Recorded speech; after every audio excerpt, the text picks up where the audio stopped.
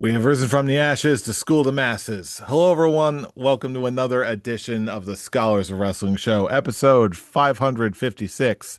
I am your man behind the microphone and your new Scholars of Wrestling party champion. I am Scholar Jeff. Joining us this week, as always, the OG Undisputed Scholar himself, Scholar Tarek. Scholar Tarek, how are you feeling tonight, sir? I'm feeling absolutely wonderful. And considering how an eventful weekend we have and the fallout of said weekend, there is a lot to talk about.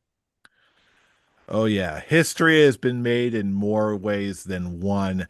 And speaking of history being made, uh, Scholar Brian is joining us. But I believe you got something for us, Scholar Brian. What have you? Yes, very rough weekend. Didn't know how much of the Scholar of Douchery you would be able to have tonight due to stuff going on in my personal life. And it looked coming in very bleak because of certain things that happened during the prediction show that left me like, oh no. But then I forgot one very important thing, and salvation came and turned my shitty weekend into a still shitty, but not quite so shitty weekend because the wheel remembered how much it hated Scholar Pete. Because I had MJF as one of my wheel picks. And in normal circumstances, in other companies, that would be the obvious pin taker, right? But we're in AEW. So Scholar Pete texts me early on Sunday due to personal activities that people on this show were going to take part in before the pay-per-view on Sunday. And we were basically going over what the result was likely to be. And he was like, hey, can I rub it in Scholar Jeff's face? Can I take this title and rub it in his face? Like, I've already won. I've already won, and the Forbidden Door show hasn't happened yet. And I was like, well, hold on. Andrade, you have Andrade. The storyline involves Andrade.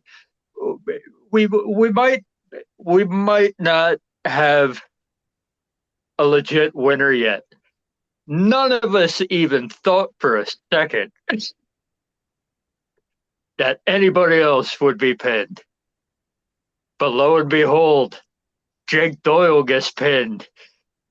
And Doyle, my eyes light up, and my eyes light up, and I get a phone call at the same time as my eyes light up, and it's Scholar Tarek telling me like, "Yo, you something happened," and I'm like, "Yeah, I know something happened. You want to know what happened? You're new, reigning, not yet defending Scholars of Wrestling heavyweight champion, Scholar Brian." And I'm sorry, Pete, but the boot that has been keeping you from reaching the top of the mountain just knocked you down a couple rungs. You still have a shot. You still have a shot to get up to the top of the mountain by the end of the year.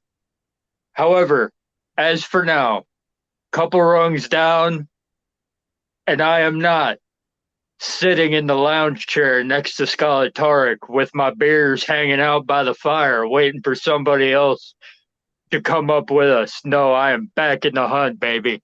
Scholars of Wrestling champion, Scholar Brian, at your service. don't worry, Brian. The next time I see Pete, I'll take Goldie from him. So the next time you get introduced on the show, I'll just hold it up Paul Heyman style. So, on that, with So does Goldie's that count invisible as an Goldie. Intro for Scholar Pete. Scholar Pete, what do you have to say for yourself? As I choke and die. The wheel fucks me again. And it's laughable at this point. Ladies and gentlemen, let me tell you something. I was the going to be the longest reigning Scholars champion. I was the party champion. I was PD two belts, and now I'm PD no belts.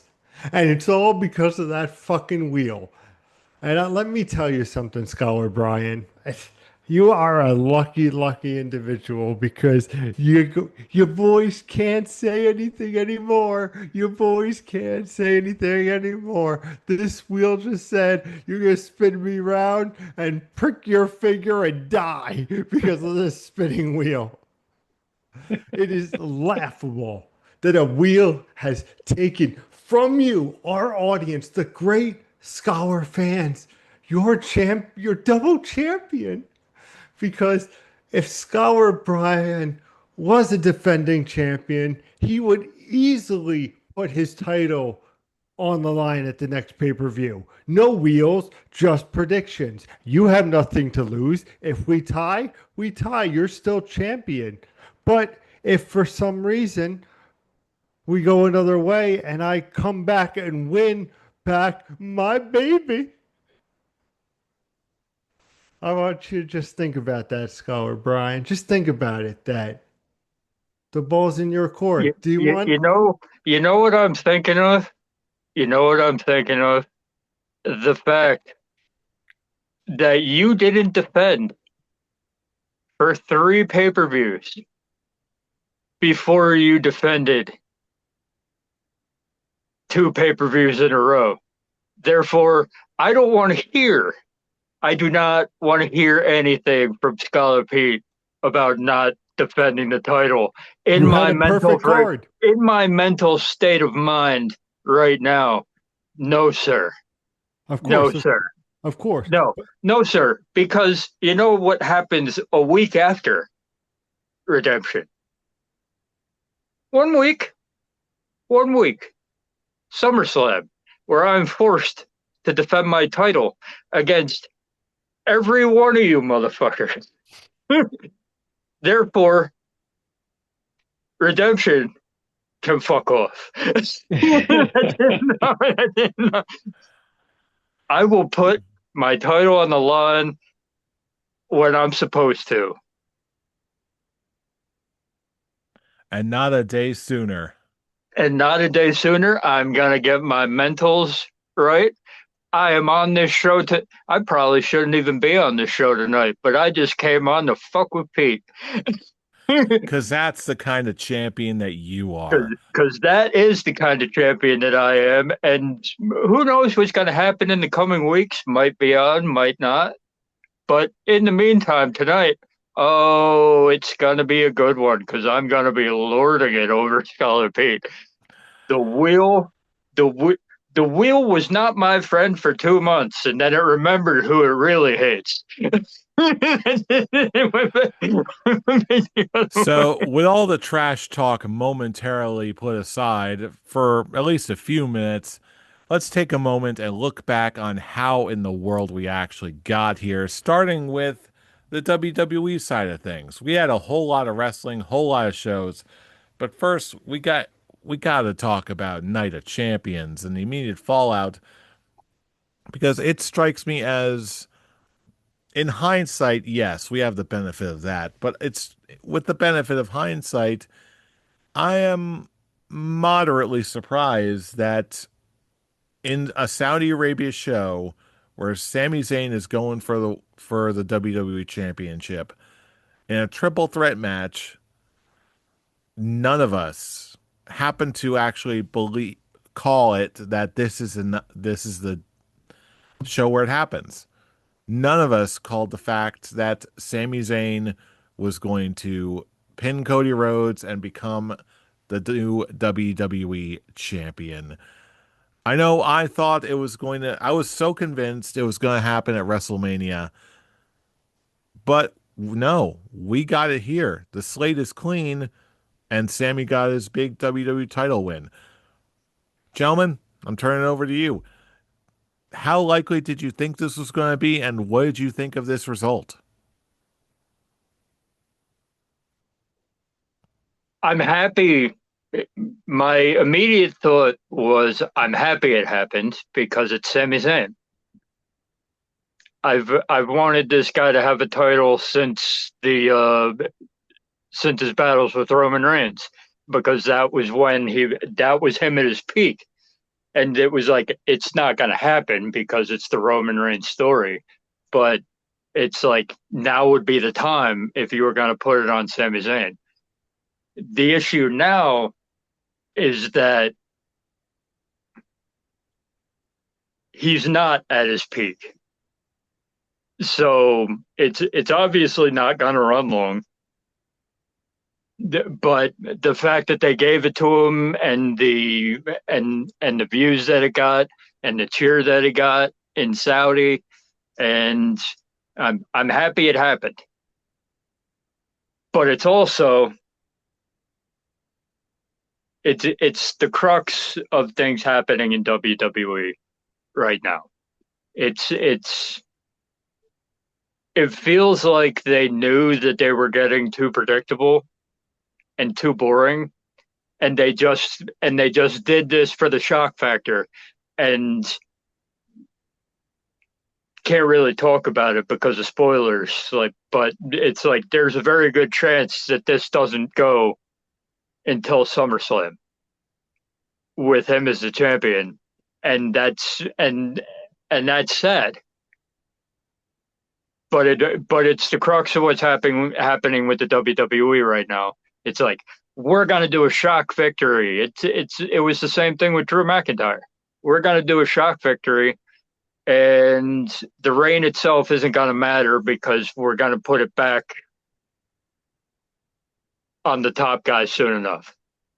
It's gonna go back to the top story soon enough. It's just a shock victory for what happened, and it's just another case of the WWE. I don't trust it, is basically what I'm saying. I'm happy for the wrestler, I'm happy for the person, I'm happy for his fans, but I don't trust the storytelling here. And that's the crux of the WWE. And the reason you have for not trusting the storytelling is because they don't follow their own rules. Going to somewhere else on the card, and we can bring that into Raw, because that's going to be the real crux of this conversation. All you had to do was take 2 words off of that stipulation for the King of the Ring match, and we wouldn't be talking. Nobody would be talking about anything that happened this week the way that they are. All you had to say was the winner of the King of the Ring gets a future title shot. Bam. That's it. Then Oba could have won. We could have Oba and Brock. You can have your cake and eat it too. But instead, they said the winner of the King of the Ring gets a title shot at SummerSlam. And then you had Oba Femi say, fuck that. I want Brock Lesnar in Hell in a Cell. And you still get Seth Rollins versus Roman Reigns for the title at SummerSlam. If you were going to do that to begin with, you have Brock Lesnar have Obafemi out of the King of the Ring in the first round. You have Brock Lesnar do that. And then you have Seth Rollins versus Braun Breaker, but it's the finals of your King of the Ring. Seth Rollins wins King of the Ring. You get your main event. It's like you still get what you're going to have at SummerSlam, but it makes sense how you got there. But this is a storytelling world that we're in with WWE right now, where when you watch Night of Champions, it's fine. It's a perfectly acceptable wrestling show. And then you watch Raw and you figure out why everything on Night of Champions was so stupid. So it's one of those things you can't talk about Night of Champions without talking about Raw. You can't do it. On the Sami Zayn title win for Night of Champions, this is where I'll say on the matter. I feel like it was the triple threat of Randy Orton, Rey Mysterio, and Kurt Angle, where it was, these two behemoths and Gunther, just a fucking the ring general, and then good old Cody Rhodes, the boy who just under beat the Roman Reigns historic run with the undisputed title. And you now have him winning in Saudi Arabia. Nobody saw it coming. It's them WWE pivoting and posting. Is it great for Sami Zayn? 100%. Like we all talked about, this is not his peak when he should have gotten it. But at the end of the day, it just it's great for him, and I'm happy for him. He's a Grand Slam champion. Good on you. But like Brian said, and we'll get into it. Like it just now, it just looks like how long you gonna hold it until a certain somebody comes takes it. Uh, Scholar Targ, anything to add? I got a few things to add. When I was going when I, after when it was Sunday, saw the results and I saw Sami Zayn winning the WWE Championship. All I could think of was I couldn't be any more happy for him. I don't care if it was at his peak, if it's beyond his peak. This was Sammy's last real opportunity to get the WWE Championship, and I'm glad that they gave it to him. I'm glad that they gave him his moment in Saudi Arabia. I'm glad that they actually were able to, no pun intended, complete his story. But as you guys were mentioning it, this was just a simple pivot just to get the shock value with no real thought into it because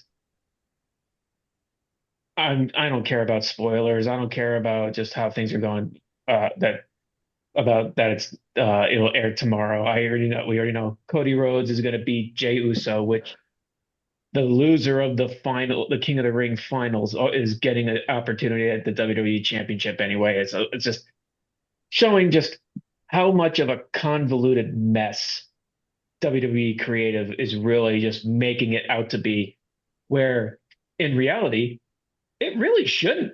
Things are just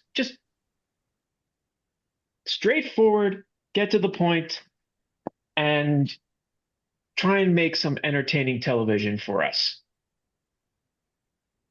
And again, I'm very happy he won it. I'm glad that he can now say he's a former WWE champion, or he's a WWE, yeah, he's in that line of wrestlers who are in there. He's a Grand Slam champion. I love the video he had with him and Kevin Owens and Becky Lynch just celebrating and him getting his new undisputed champion, the last good guy shirt.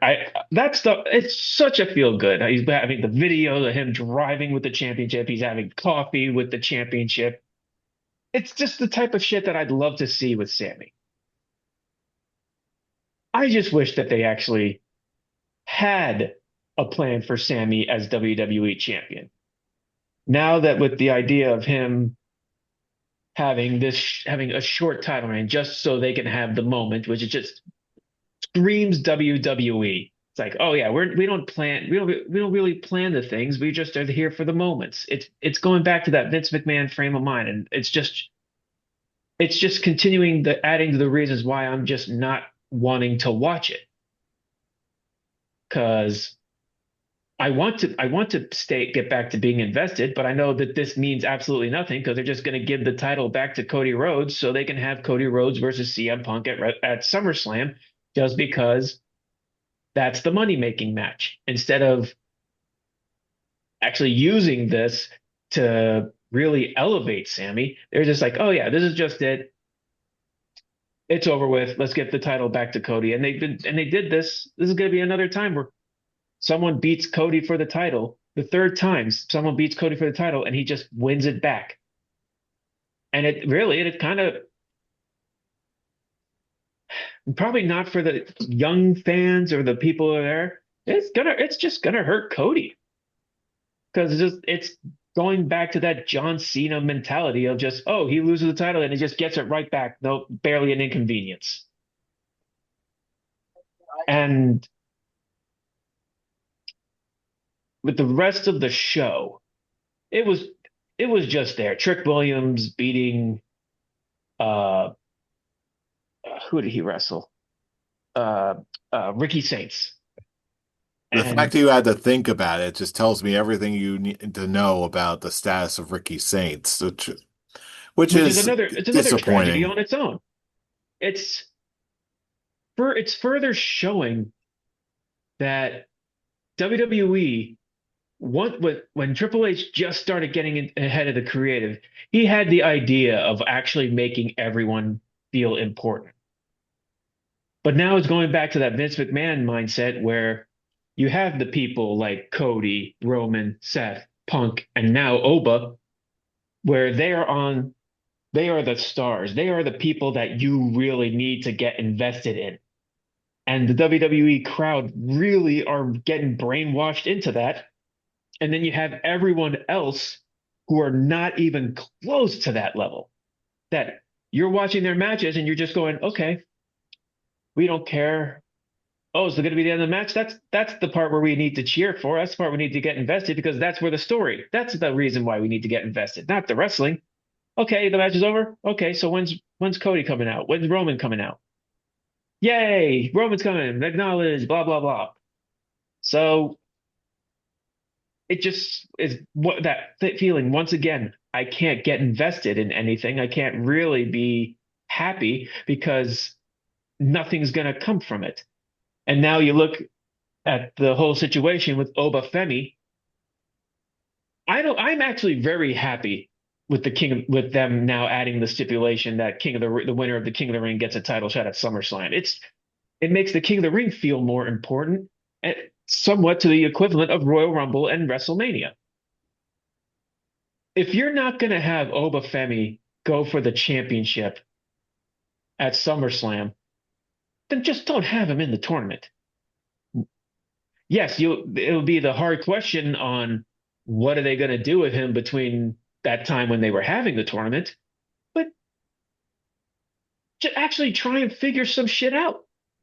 If you're going to watch Seth Rollins and Roman Reigns for the world title at SummerSlam, I'm trying so hard not to say Mania. It keeps saying Mania in my head, and I keep stopping myself.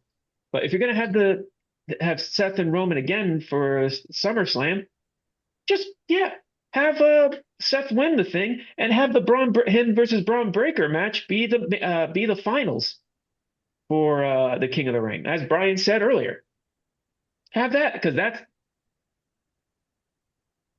it will help Braun. It will help Braun and get some wins, but then of course finally end the storyline with him and Seth Rollins, and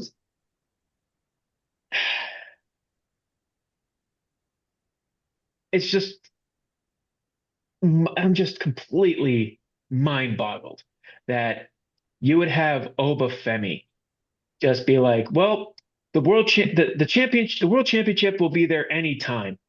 Brock Lesnar, I want to get him now. It is really just a slap in the face of making the title feel irrelevant. Yeah, he said he'll get it later, but really, there's no real guarantee that could happen because accidents can happen, injuries can happen out of their control. So why are we willing to stretch it out more and just be like, okay, their best option really was just to have Oba face Lesnar night one and then fight for the championship night two. And I actually had an argument with someone online going, "Oh no, that you can't have it be believable that he would fight someone like Brock Lesnar and still be able to beat Roman." And I'm just thinking, well, one with how you're booking Oba, yeah, that actually that actually would work because one, Brock Lesnar matches are barely not even 10 minutes. And all they are is just spamming of finishing moves.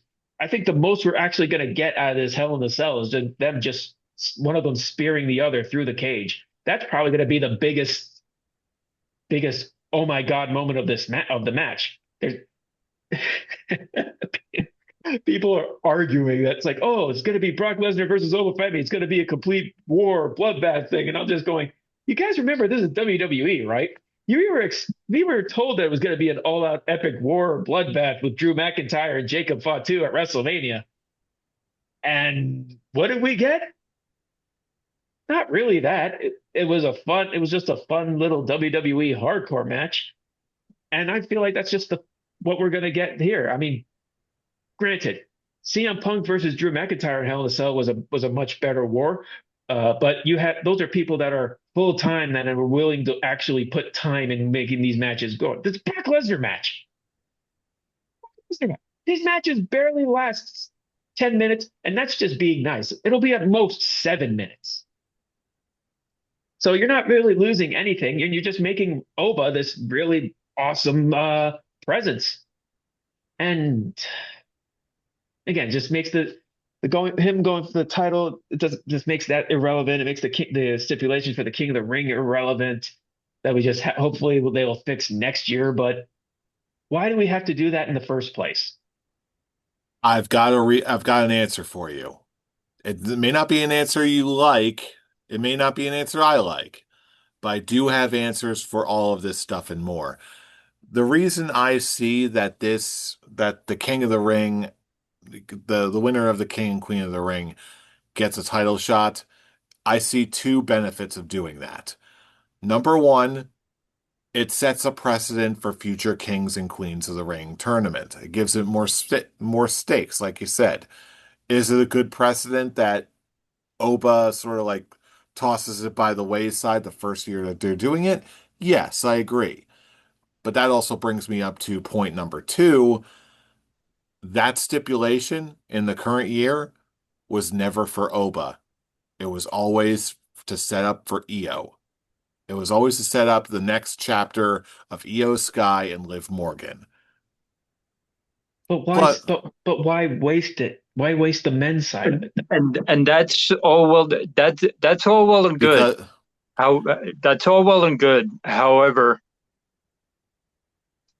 and I understand what you're saying, but if you set up rules in it's like any good universe, comic book universe, Star Wars, anything like that. If you set up rules and you break them immediately, Third year in on this stipulation being put in the King of the Ring. if this is the third if year you that don't this has been done. if you don't First year was Gunther, then last year with Cody, and this is Okay, the third year. thank you for correcting me. if you don't follow your rules, if you set up rules, you follow your rules. Okay, if Oba was not going to use his title shot, you don't give Oba the King of the Ring. That's it. Done. Especially if you have a plan for who gets the title shot after King of the Ring. And if your dude who gets the title shot was in the King of the Ring, and you had a story around that you could have a legitimate finals. Okay, I'm not saying that. I'm saying they went a roundabout way that doesn't make sense. I'm like, you had your story beats lined out, and then you decided, the shock factor. This goes back to what I was saying about Sami and the shock factor. We want the shock factor of Seth being eliminated in the first round. I think the original plan was what I said. Brock Lesnar Brock Lesnar screws Obafemi in the first round, and you have Braun Breaker versus Seth Rollins as the finals. But then they got all in their head and decided to go a different way. But then they finished off the King of the Ring, and then they were like, I think what we had going into SummerSlam is still the best way. So now we got to finagle away, and the way they did it doesn't work for me. It just the way that they went back to the original plan. It's just all convoluted. It doesn't make any sense. And when you watch Night of Champions, it I had to change my beard rating based on what happened on Raw, because then it's like, okay, no, none of Night of Champions, the match that gave it the rating that I was going to give it no longer makes sense. Well, here's where I'm going to disagree with you, Brian. Uh, you can say that it doesn't make sense. I say I say it's more like it's certainly not what we expected, and maybe not even what we wanted. But I still see, not only do I see what I think they might have been going for, key word here, might, but I can also see some potential, again, keyword, potential upsides to what they did end up doing. For Obafemi, yeah, they obviously want to strap a rocket to him. And let's be real. Oba, like we talked about, was never going to lose to Jey Uso clean. He was just like on absolute tear. He's an absolute man monster. It's just the way that he is. So they can tell they didn't want to lose that. I can now that it's very obvious that Brock wanted to sort of close the loop with Obafemi here. I say it's sort of if let's say for example, if Obafemi got screwed out of winning King of the Ring, then it's almost like, okay, are they going to do this again? Are they going to give him the redemption run? Is he going to get it next year? By giving it to him now, it frees up Oba to do just about whatever they want him to do. And there's still enough reasonable doubt where if whatever they want Oba to do in the next few months, in the next 3 or 6 months, they can do it. If they want to say, oh yeah, it's just yeah, I was going to cash in my title shot at another time. I didn't actually just give it away for a match with Brock at SummerSlam. If they want to put him in a title picture, they can sort of retcon that and have it do it that way. I can see them being slippery enough to try and pull that off. It may not work, but I can see them at least making that attempt if they want to. Or maybe they can, maybe this is just is what it is at face value. Maybe it is just as it is, and it's just okay. Yeah, this this this blood feud between Oba and Brock Lesnar is so critical, is so overwhelmingly intense, it's so all-consuming that yeah, I am willing to suspend a title shot in order to get back at this son of a bitch that is just plaguing me and is trying to step to the ruler. Like that's you don't have to like it, but this is this kind of story that I'm seeing on my TV. And whether or not it works in the end, that remains to be seen until after SummerSlam, if the rumors are to be believed that this is going to be Brock's actual swan song.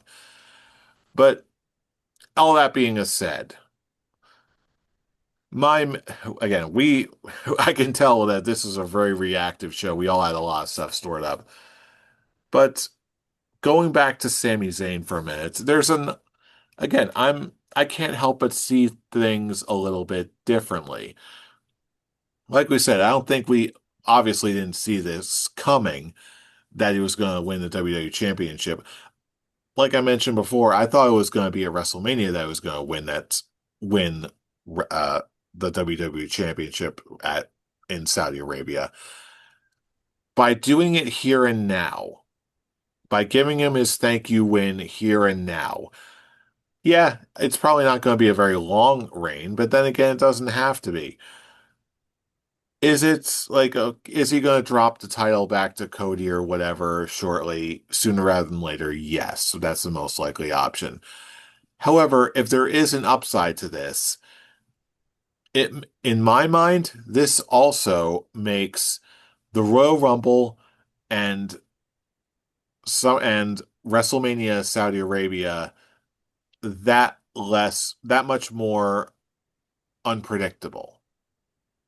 Again, Actually makes it more predictable for me.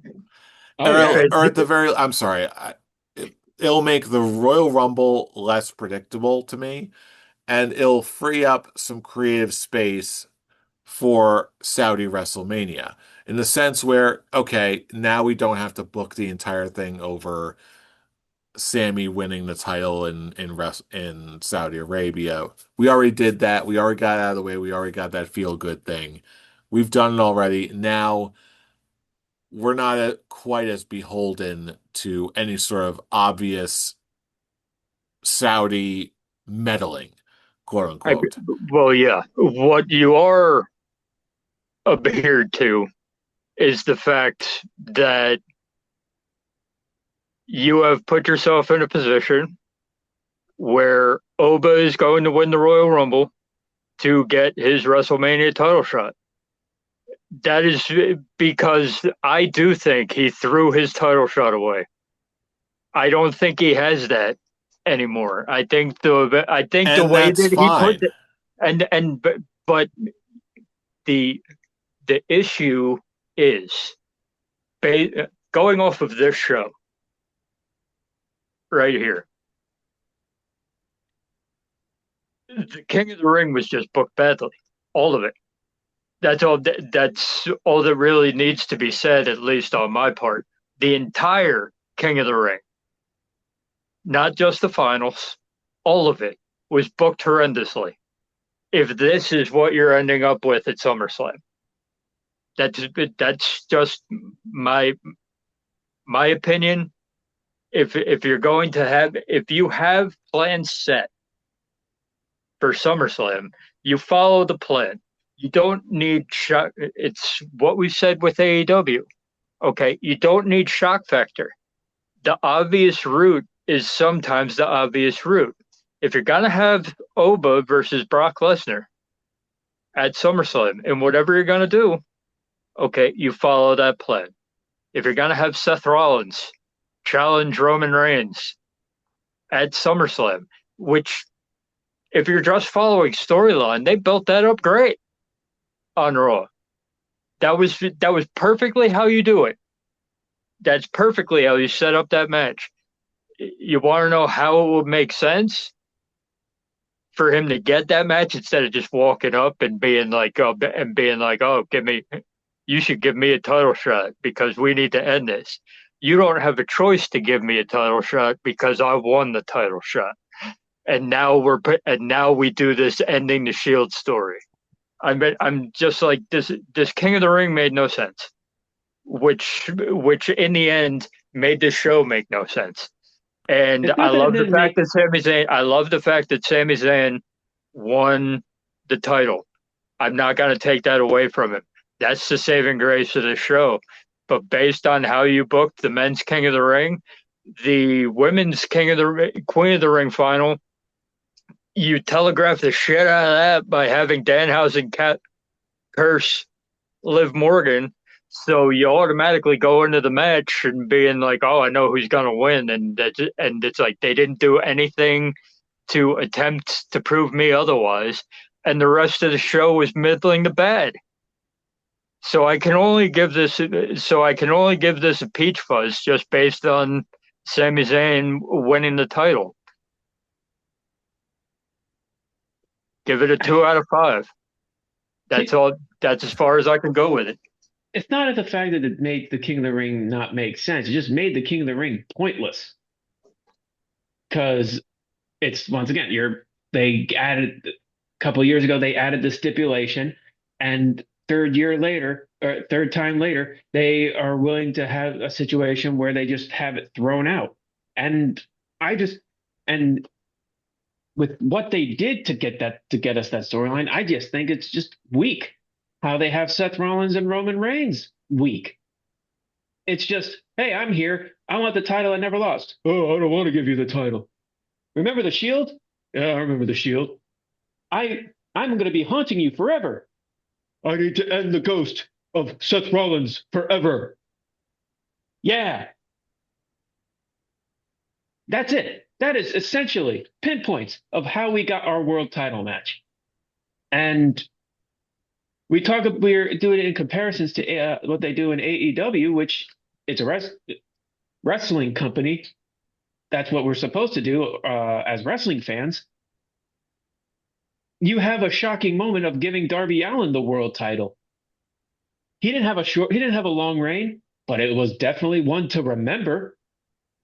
And you had comparing it to now giving Sami Zayn the world title. Yeah, it was a nice shocking moment, but we're on the verge of having him lose it in his first title defense. So it's just one of those, like, it's a nice feel good moment, but that's just it, just the moment with no real plans to it other than just putting it back on Cody so we can get onto the real match that actually is important to the higher ups in WWE, which will be Rhodes and Punk. Hell, if that's going to be the case, have CM Punk make his return and be part of the King of the Ring tournament. That would be a fun one. Or I'll just throw that out there because I still bring back my fantasy booking with the Finn Balor Dominic Mysterio final. That was a better option than what they did here. Because it's just, once again, it made this show pointless. Other than just Io getting a world title shot. And at least they're actually giving Liv Morgan a storyline now. They're building her storyline. Coming up to 80 days as world champion, and this will be her first title defense at SummerSlam. What is there to be invested in inside WWE? I love what they're doing. The only thing I'm really now invested in is just the story of Chad Gable trying to go for the Intercontinental Championship, to finally get his singles title win, and the story with Maxine Dupree and Austin Theory, since now it looks like the Vision is pretty much on the verge of being, killed off next week with him and throwing poor Braun into another tag team title match, which no one really cares about because Street Profits are still going to win. They're probably just going to use this to finally put that final nail in the coffin that is the Vision. Hell, Paul Heyman wants nothing to do with the Vision. Like, again, what is there really to get invested in? Danhausen. Okay. And I even love then, Downtown. and that's and that's the problem. If you're gonna do curses like you did at Night of Champions, that's gonna get old real quick. Where you're just gonna go into title matches being like, oh, okay, but you just got cursed. We're getting to the point where we need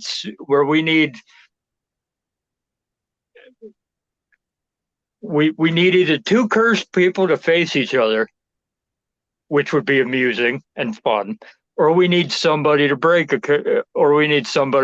curse. It's getting to that point where you did it and it affected a legitimate Queen of the Ring finals match.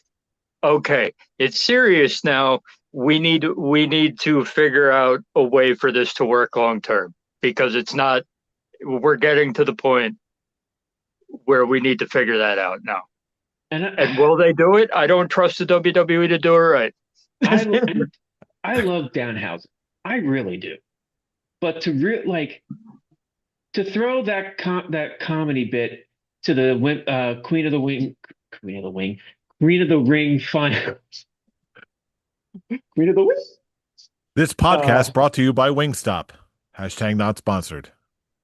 Queen of the Wings. Or it could be Rebel. Rebel gives you wings.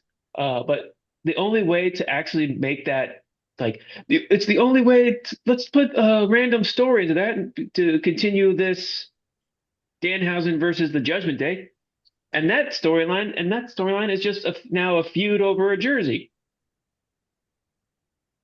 Granted, we once had a story where Jericho spilled coffee on Kane, but uh, Hey, some it's really hard to some are just better than others. I'm yeah. again, I'm not saying that this is hot exactly high art or Emmy I'm, award winning storytelling here. I'm just seeing I believe I'm seeing the puppet strings in which that WWE is putting out there. yeah, And that's and I that's give the fine, Kane but one, I give the Kane one a Jericho one a slide because Jericho says, "I hope that didn't burn you." When at a point where Kane's lore is just him talking about getting burned affects him. So yeah, character wise, it makes sense for them to start rowering at that one. This one, I just, oh yeah, let's curse. You are cursed. Did they really need to do that for the final? I guess just to keep the feud going. But again, it's just what's the point? Moving t-shirts. that's really the whole thing of WWE right now. What's the Again, point? you don't have to like the logic here. The logic pro doesn't have to work for you. It doesn't have to work for me, but there is an underlying line of logic to at least some of this stuff. It may See, not work in the Let long me. run. I like I'll that just you're seeing logic, but I don't. I don't. You don't have to like it. No, I it's don't not like all even. of it I again. don't It's either. like just it. I don't see it. I don't see what you I am a see. guy. I And am a that's guy fine. who likes. I'm a guy who likes the cartooniness. I like, but just some things are just. I feel like some things just need to not have the corniness of it. I mean, the Queen of the Ring didn't need the corniness. Yes, they're feuding with Judgment Day, but we didn't like. He's feuding really against Dominic Mysterio and JD McDonough. The, the women side of things didn't really need to have a whole point like, oh, the only reason Liv lost is because she got cursed. What does that really say to Io? It's like, oh yeah, she probably would have lost, but hey, Liv got cursed, so good. Not really good for her. It's just like, oh, that's just luck. So What basically?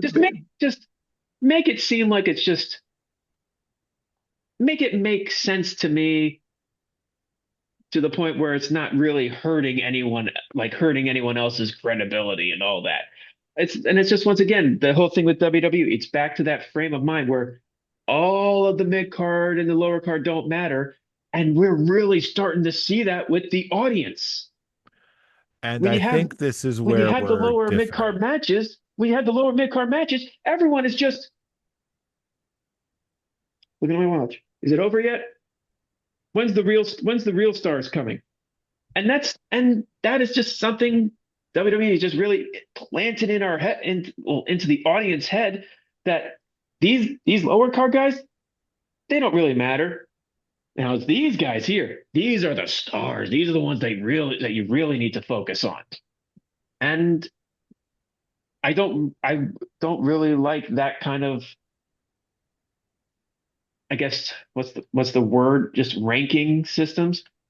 Yeah, there's a ranking system in AEW, but at least everyone actually feels like everyone. It's the stars that make the show, not just a small number of stars. Everyone is on that level of is in the level of we can find something to be invested in with this one.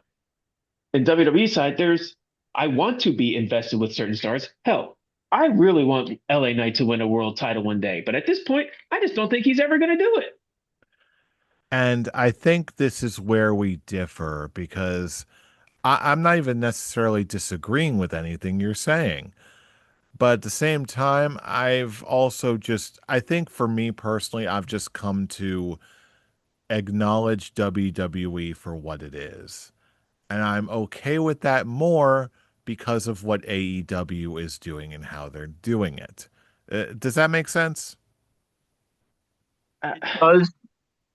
It's one of those. We just spent 35 minutes to come back around to all basically saying what's the point? WWE. all What's the all point? all with what you said, Jeff, just now, just proves Ari Emanuel and Mark Shapiro right. that we will eventually just get used to it and then we'll just have to deal with it. I'm not that. I don't want to just deal with it. I want to have that meat to be invested in. I'm not just going to be just that drone that just be like, okay, this is just the way it is now. I'm just going to have to accept it. No, absolutely not. I think I'm I not a may have sheep. been misunderstand. I maybe I misphrased that. I'm not just going to accept that. I'm not just going to accept a subpar product. That's not what I'm saying here. What I am suggesting here is that in the presence of things like Danhausen, for instance, and understanding what he's adding to this and what he's doing, his injection into a feud between him and the Judgment Day and a lot of just like the mid card acts, the mid card heels, whatever you want to use, I can, I am willing to buy into that kind of thing. I can, with a big machine creative in heavy quotes here, I'm willing to, how do I put this so I'm not misunderstood? I'm willing to see the potentiality of what that engine can produce. Is it always the most compelling? No. As a matter of fact, the one thing I will disagree with you on is like it almost the WWE machine almost sort of like contradicts itself. Where yes, the machine, quote unquote, for the last decades, the last couple decades at the very least, will always point to, okay, these are the one, maybe two guys you have to care about. But let's be real, even when in our time, during the Attitude Era, there were like, how many mid card guys did we absolutely lose our minds for? Like there is absolutely there is the fans were always going to gravitate to the big guys, but then there's always going to be that subsect of fans that's always going to see the beauty in the mid card. And there is, for my money, there's still a whole lot of potential there. Like we talked about, I think we're all on board with the Chad Gable thing. That has some serious chops. Jury's still out on his new theme music, but I'm absolutely intrigued by the kind of legitimately interesting character work that is coming out of Chad Gable's redemption arc and his clashes with the Alpha Academy and all of that. Like that's some of the best character work I've seen from all parties involved. Like that's the kind of thing that hooks me. I guess what I'm trying to say here is that yeah, with a machine as big as WWE, there's always going to be things that are subpar. That is a factor that like I've just come to accept, especially when things have been, in my mind at least, so much more unpalatable in the past, like the rise of Super Cena, the reign of terror from Triple H. Like there's enough going on in the WWE that they're doing adequately that I'm actually entertained by. The rise of Oba Femi, the weaponization of Danhausen, where we can actually have a light touch of comedy and just like and that kind of thing. I guess that's why I keep coming back to I'm able to appreciate WWE for what it is. I am absolutely not excusing when things just don't work. I'm not excusing that at all, but I guess I'm just more able to see the good parts when they do show up. I am not being a sheep. I am not just like taking just choking down all the crap that WWE gets, high or low.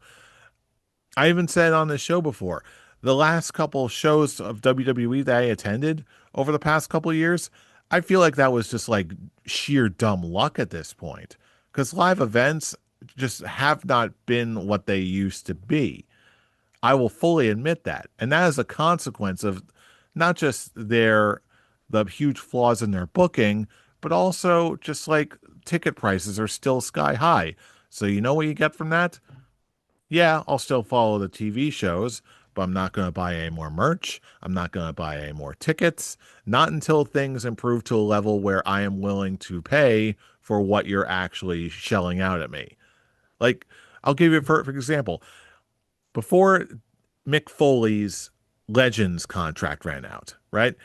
They had a line of really cool ass uh, Mick Foley t-shirts. They had one for every single face of Foley. Mick Foley himself, Cactus Jack, Mankind, and Dude Love.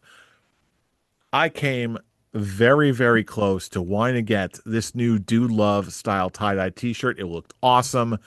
They're paying, they're selling it for like $50 for a t-shirt. 40, $50. Okay, this is a cool ass t-shirt. I like it, but I don't like it that much. It's not worth $50 to me. So guess what? I'm not going to buy it, and I'm not going to meaningfully buy anything that you're selling.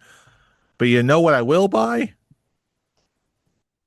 A baseball jersey, a $90 baseball jersey from Eddie Kingston. Thank you, AEW, because you're giving me a product worth my time. So, all that to say, this particular show, I'm not expecting every single show to blow me away. I'm not expecting every single plot point or creative decision to blow me away because I know that basically WWE is the biggest engine on the planet. I know not everything is going to be blow me away. That's what I've come to expect. But I still can't help but see some potential in what they're doing. Like with Sami Zayn. Is it going to be a lost cause? Maybe, probably. But ultimately, right now, I feel like it's way too soon to call. If it is that short and the quality isn't there, yeah, it will be absolutely be glaringly obvious, and we're going to be roasting it for the rest of the year. But until then,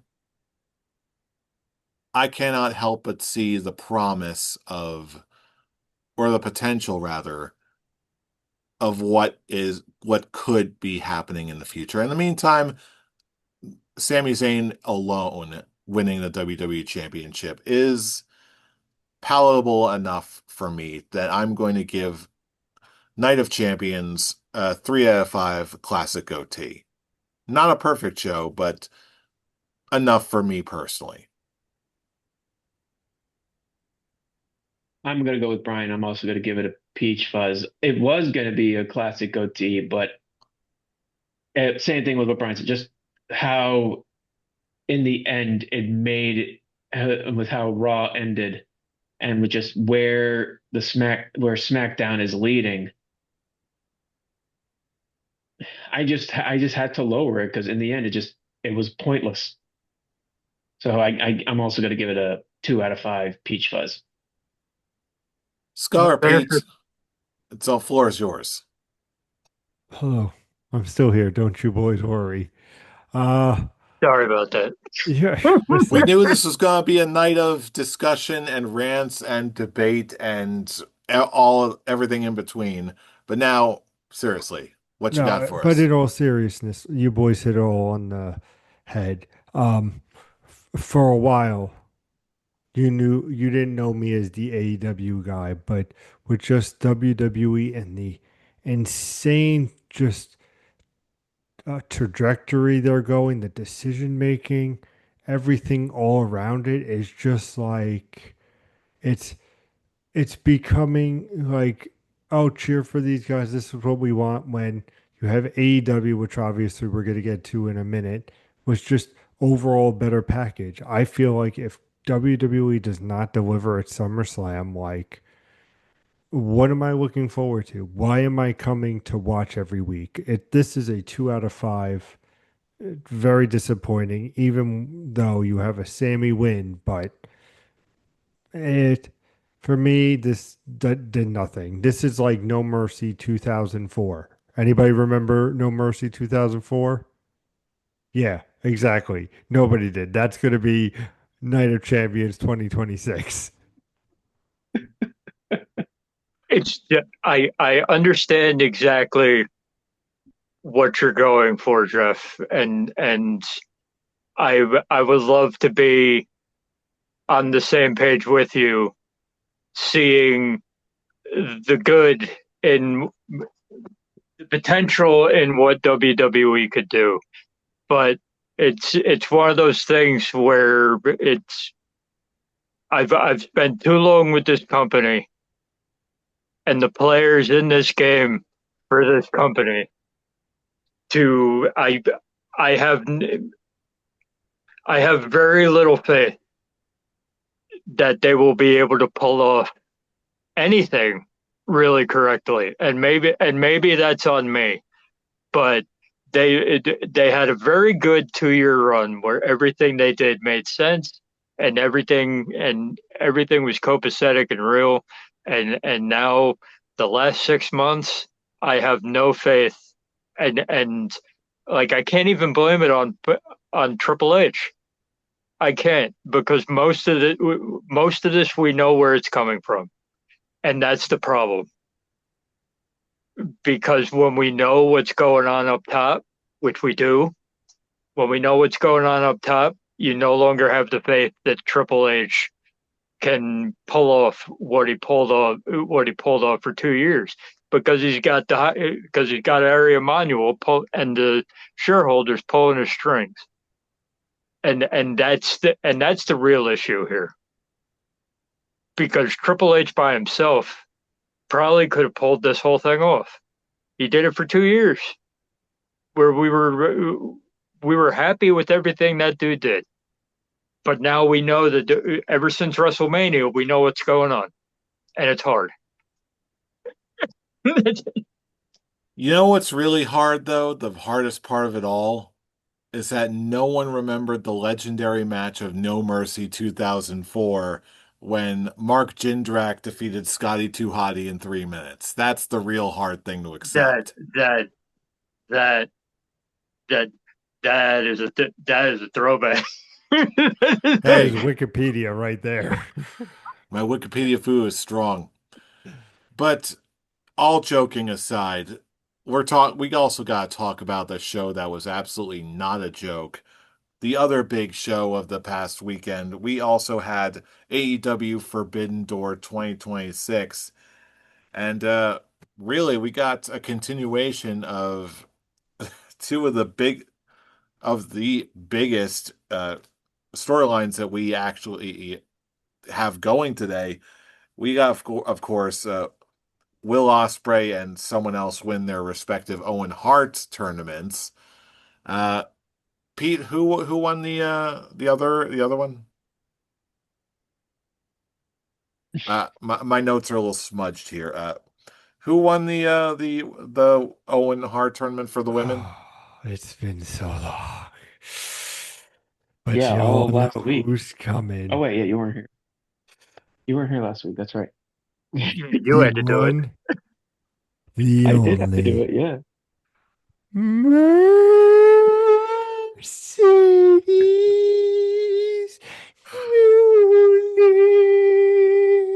You your future champion. But the real story coming out of that match is, yeah, my world's gonna be a star, baby. Yeah, that was a hell of a match. Like, Yeah, it's woof. like we make fun, but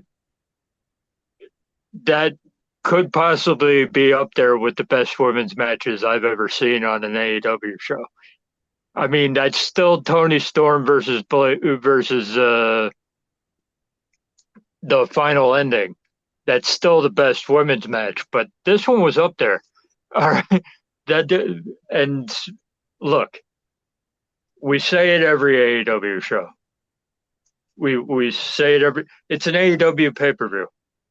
Okay, they're never going to be bad. They're never going to be just good. Okay, you are going to get your money's worth with every AEW pay per view. That was never the problem, even when they were bad creatively. Okay, so it's like you're automatically going into an AEW show at least ready to give it a full beard. That's just standard practice at this point. I will say the Forbidden Door concept is kind of played out at this point. I'm not entirely sure you need it, Wait, especially when you have Wrestle Dream wait, for your dream what? matches. What is dead? I'm sorry. What did you say was Wrestle dead? Dream. I, No, I no. don't think that I don't think the Forbidden Door concept Oh, okay. is. I think the concept is really we don't need it anymore. You have Wrestle Dream for your because they didn't really use it. You had Kenny Omega versus Zack Sabre Jr. They aren't the same wrestlers they used to be. I enjoyed it. It was still a good match, but it's obviously not the best you've seen of these guys. You're not gonna get the best of Kenny Omega anymore, obviously, because of what's going on with him and all that. But every match was good. Most of them better than others. The final three matches were all great. And Will Ospreay versus Swerve Strickland is a match of the year contender, and all that. I am going to go with a very high full beard because I do think the concept is played out, and I do think that there were some matches that either didn't need to go as long as they did or didn't really need to be there at all. I'll tell you what. I'm talking about Cope and Cage versus the Dogs. And the only reason I'm not shitting on that match is because Jay White came back. And I'll tell you what here. If you had asked me before Sunday, was the Forbidden Door concept played out, I would have absolutely agreed with you. At least it just didn't have the same flavor that it used to in the past, where it's like, oh, they're cooperating with CMLL and New Japan. They're like, whoa, Forbidden Door indeed. But that's how I always looked at it. But then I actually sat down and watched this show. This for me is not where all the dream matches show up. This to me came across more of a showcase of some of the sleeper talent or some of the other talent that maybe have gone like under either unrepresented or underrepresented here in the States.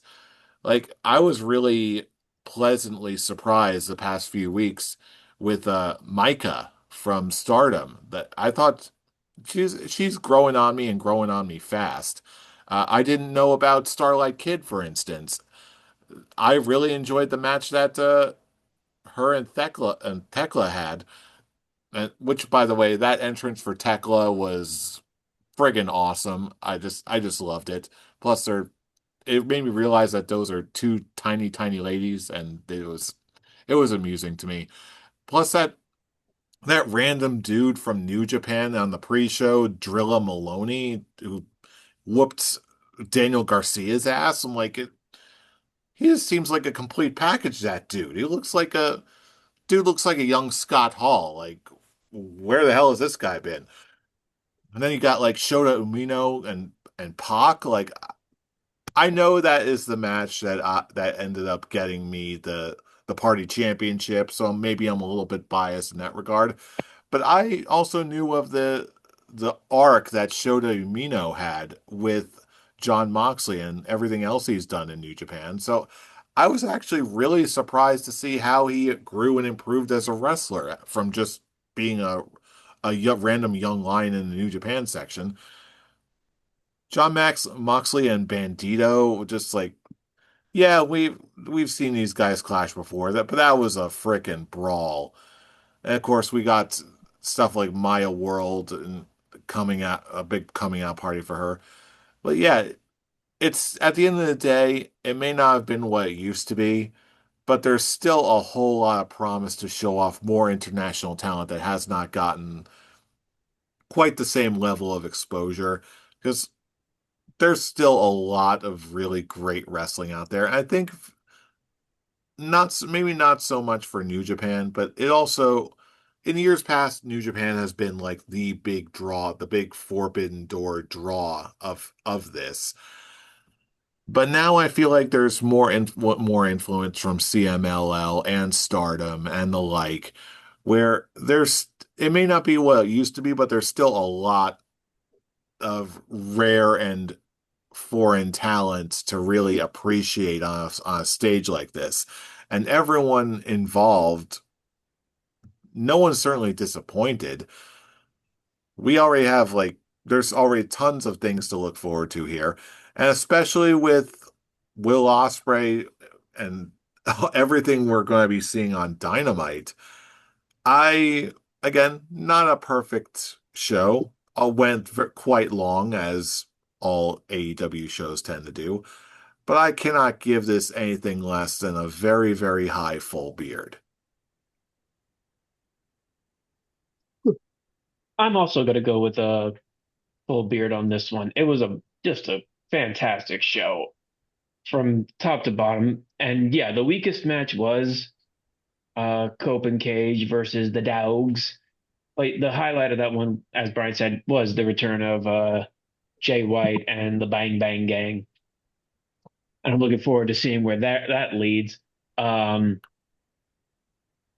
Tekla continuing her feud with Stardom is not just anyone, it's not just Stardom in general. That It's a man fun. has a humiliation fetish. Okada, or Oh my whatever his God, name Okada, is. he sold that little shove in the mask like she hit him with a brick. That's what I'm saying. That was so over the top cartoony. It's like I was just going, Jesus, man, enough with the overselling. Jesus Christ. Yeah, is there a brick inside that mask that Tekla put on the side? Just damn, calm yourself. And I'm surprised no one actually brought this up yet. That circular cage was awesome. Awesome idea. That was a really great touch for what they ended up doing. Like that's the kind of stuff they need to do more of. I was actually just thinking it was going to be like like size wise, just the Hell in the Cell without the top. But actually making this cage itself circular, like, oh, this is very unique. I am very, very intrigued. And just, Is it sad that my favorite part of that match is Leo Rush in the bag? oh, absolutely not. I even said it when I was watching it with Jeremy and Clarissa, just going like, so do you think Leo Rush is going to show up somehow? And him just showing up in a bag and just his back and forth with Okada, and Okada's It's looking up with Leo. fine. It's It's fine. fine. And turning into Gollum when he sees the Diamond Dynasty ring. Yes, that was just hilarious. Let's see. Him arguing with Andrade is like, how do you know? You Continuing that know, story. How do you know?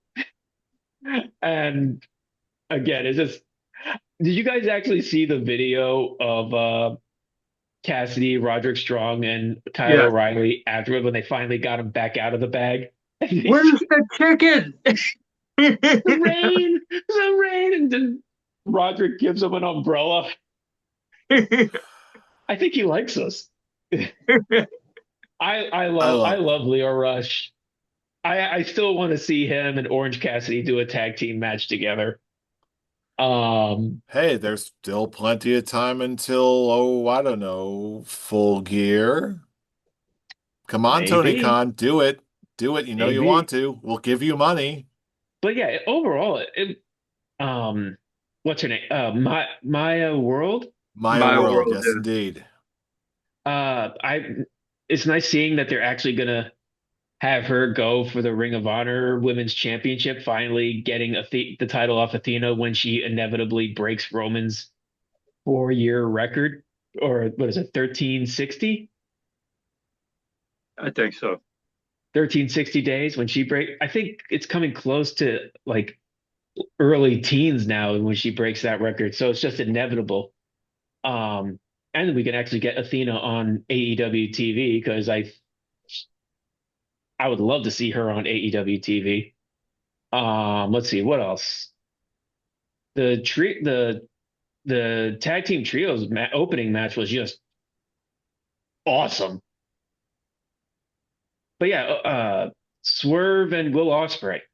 That match was just that was I think so far my match of the year. I was heavily invested in the story that these guys brought in. Uh, I would love the story they told in the ring and just the good feel moment with Osprey and Alex Windsor at the end, and you see the Death Riders going, "Let him have his moment" as they walk away. It was just such a sweet moment, and just how that story continued with Moxley actually offering a spot in the Death Riders to Osprey and his back and forth with Omega and MJF giving Omega the option of putting his chance of going for the AEW championship on the line. Such a, It, it's yeah, I gotta say this. This, excuse me. This is how good it was. Like, this is honestly probably some of the best character work I've seen on AEW in a very, very long time, if not ever. Not only just the quality of what we got with that one segment with Will Ospreay and John Moxley on Dynamite, but also just how that also intermingled with the crossing paths with MJF and Kenny Omega feud. Just how all of these storylines and all of these feuds are sort of like bumping in and intermingling with each other. Everything was just so good. Everything's so good. like comparing it to what they did with Night of Champions and the aftermath for Raw and SmackDown, compared to what they're doing with Dynamite Collision with Forbidden Door. It's just night and day because you just see they have plans, they know what they're doing, and when they do pivots, they have the ideas to go with that pivot. It's a McDonald's cheeseburger versus your own local micro pub tavern burger. Like it just, they're not I was even gonna in say the same category. for the people who are in Jersey, it's McDonald's to white manna. I So would have gone with McDonald's to Five Guys, but your comparison still stands. I've actually never had Five Guys. We are changing this We have to change that, sir. imminently. I Like think I think actually, that the is only time I've heresy, actually sir. the only Heresy. You time just I've said ever you just I've said the picked up vaunted for words. I'm in Florida, and even I know Five Guys is awesome. I real think the talk. most I've really gotten with Five Guys is just when I go there to pick up orders and I'm just like, ooh, peanuts. We need to There's a fix Five that, but Guys by me, so Sunday, sir. That's what we're doing. I All expect right. photographic evidence. But You just see anyway, the burger in my I'm digressing here. What were we talking about? So my thoughts on AEW Forbidden McDonald's Door. Yeah. comparisons. But yeah, Pete, go ahead. But yeah, full beard. I'm done talking. Pete, go ahead. Once you get the burgers, your thoughts are over. Look at the difference a show can make. And while we were talking about Night of Champions, we were yelling, screaming, cursing at WWE. As we're talking about AEW, we're talking about burgers and Five Guys. What a world we live in when it comes to AEW. Um, but this pay-per-view delivered. It's also going to be a full beard by me because it just the matches that I saw delivered. It's exactly what I wanted. It hit all the moments. And then I know we'll get into it a little bit more, but with the Kenny Omega MJF is fantastic. Like AEW again is making you care about all these different characters, bringing back past characters, and just returns it was just all in all a well done pay-per-view from what I saw, not the hodgepodge that we saw from WWE in the afterglow of what Night of Champions was. But you see the shining light in the dynamite that was after Forbidden Door. I appreciate the wordplay there, Scarlet Pete. That was some good stuff. As for I do have some concerns with the MJF Kenny Omega. The fact that they're not doing it at the pay-per-view, they're doing it next week, is a little bit off-putting for me, a little bit, because you had Kenny Omega being all about redemption, redemption, redemption. The pay-per-view's name's Redemption. It's in his hometown. So why are you doing this particular stipulation next week? That just kind of off puts me a little bit. I know that it's AEW and they're gonna put that together, but there's either two minds to this. Either Kenny's gonna outright win because I can see Hangman Page coming back with the stipulation that they made. You can have Hangman Page come back and cost MJF, and then that can be a whole thing. Or you have that, if we're talking about darkest timelines like we have been in the last couple of weeks, darkest timeline, something ain't right with Kenny. Darkest timeline, this is like his last shot. And he's actually gonna lose. And we're almost your mind goes to the darkest timeline when the stipulation is at a point where it's like, why are you doing it on free TV? Why aren't you doing that on pay-per-view? Once again, I have an answer for you because at next week's Dynamite, I believe that one of three possibilities are going to occur. Possibility one, Kenny Omega does in fact beat MJF clean next week and wins the AEW title again. That will eventually lead us up to a face versus face showdown that, with all the interactions that Will Ospreay and Kenny Omega have been doing, is a possibility that they could, and that's the main event for All In this year. What do you do at Redemption? I'm leading up to that. In that scenario, you could also do something like, okay, MJF is pissed off, and it'll just like whoever else is involved on the periphery, maybe yeah, we do get Hangman coming back and he does another rubber match with MJF or something like that. I don't have a set thing in stone for that because the main topic on my head here is what's the main event for All In going to be, and that's going in that instance it's going to be Will Ospreay versus Kenny Omega, face versus face, epic showdown, different kind of story, but one that works. That's option number one. Option number two, Kenny Omega does end up losing to MJF. He cannot challenge for the belt anymore, and that tragedy is going to feed into the main event of All In.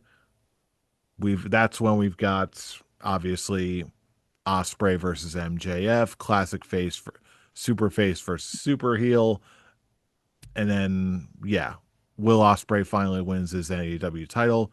Classic good versus evil storyline. There you go. Option number three, the Dynamite match ends up in an inconclusive finish, no contest, disqualification, some kind of screwiness happening, some maybe interference, whatever. Time limit draw. Time limit draw. If you want to do the hour. So in that case, that's what will lead you to redemption, and then you just go back to the first two options again. I will say this. It's completely different from what I said about WWE because I have faith that they can make any one of those options work. I have faith that AEW can make any of those options work. They'll figure it out in the end, whereas I don't have the faith in the other in WWE. So it's like this wasn't me poo-pooing why they're doing it next week. This is me just trying to get in the mindset of why they switched it from the obvious match point of redemption in Canada Oh, to I absolutely follow you. But to be that trick. It's like I know they're gonna make it work. I was just like, hmm. so I guess before we close out anything, I do have to ask a little scholar's quick talk here. Just of all the options we were discussing, what do you think is going to be the result of MJF and Kenny Omega next week? I think the smart option would go for the inconclusive, and then you have the match at redemption, and then you have whatever the main event is at uh at All In. It's like I don't think you do the actual finish at the at a Dynamite. You've already done that this year. You did the Darby Allin run. That was based off of a title win on Dynamite.